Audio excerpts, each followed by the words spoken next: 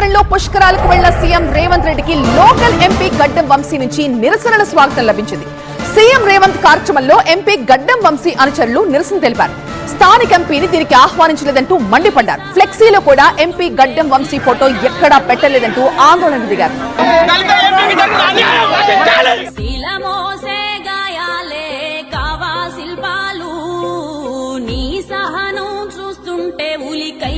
కన్నీళ్ళు శిథిలాలే సదనాలై సాగిన దారుల్లో నిలువెల్లా బలి చేసే కుట్రల కేంద్రాలు నిన్ను చీల్చిన నీ వెన్ను వణుకదు నువ్వు ఉండగా ఈ మన్ను తొణకదు నిన్ను కమ్ముతున్న కష్టం